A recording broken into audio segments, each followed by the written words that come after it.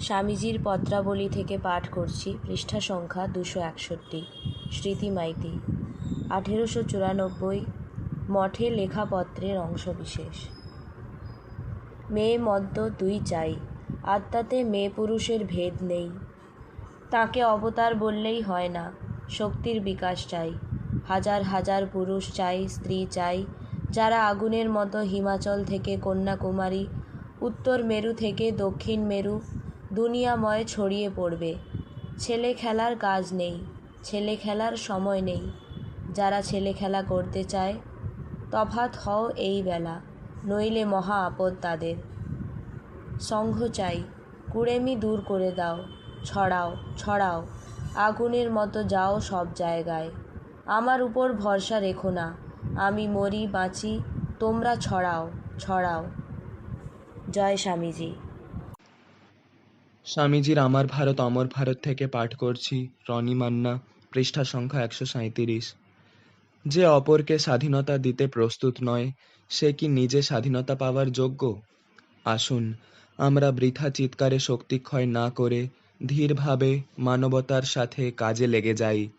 আর আমি পুরোপুরি বিশ্বাস করি যে কেউ কিছু পাবার ঠিক ঠিক উপযুক্ত হলে জগতের কোনো শক্তি তাকে তার প্রাপ্য থেকে বঞ্চিত করতে পারে না।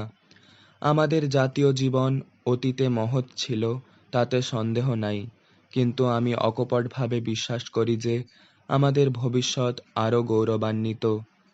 জয় স্বামীজি। স্বামীজির আমার ভারত অমর ভারত থেকে পাঠ করছি, অঙ্কুশ্রী শাসমল, দ্বাদশ শ্রেণী, পৃষ্ঠা সংখ্যা 21। প্রথমেই আমাদেরকে এই কাজে মন দিতে হবে। আমাদের উপনিষদে, আমাদের পুরাণে, আমাদের অন্যান্য শাস্ত্রে নিহিত অপূর্ব সত্যগুলি ওইসব গ্রন্থ থেকে, মঠ থেকে, অরণ্য থেকে, সম্প্রদায় বিশেষের অধিকার থেকে মুক্ত করে সমগ্র ভারতবর্ষে ছড়িয়ে দিতে হবে, যেন ওইসব শাস্ত্র নিহিত সত্য আগুনের মতো উত্তর থেকে দক্ষিণে, পূর্ব থেকে পশ্চিমে, হিমালয় থেকে কুমারিকা, সিন্ধু থেকে ব্রহ্মপুত্র পর্যন্ত সারা দেশে ছুটতে থাকে। জয় স্বামীজি। স্বামীজির আমার ভারত অমর ভারত থেকে পাঠ করছি, সুহৃদ সামন্ত, দ্বাদশ শ্রেণী, পৃষ্ঠা সংখ্যা 15। আমার মতে আমাদের জাতীয় অবনতির মূল কারণ অপর জাতির সঙ্গে না মেশা। সেটি ওই অবনতির একমাত্র কারণ। পাশ্চাত্যের সঙ্গে আমরা কখনোই পরস্পরের ভাব তুলনামূলকভাবে আলোচনা করবার সুযোগ পাইনি। আমরা চিরকাল কূপমণ্ডূক হয়েই থেকেছি। কোনো ব্যক্তি, কোনো জাতি অপরকে ঘৃণা করলে জীবিত থাকতে পারে না। যখনই ভারতবাসীরা ম্লেচ্ছ শব্দ আবিষ্কার করল ও অপর জাতির সঙ্গে সর্ববিধ সংস্রব পরিত্যাগ করল, তখনই ভারতের অদৃষ্টে ঘোর সর্বনাশের সূত্রপাত হল। জয় স্বামীজি।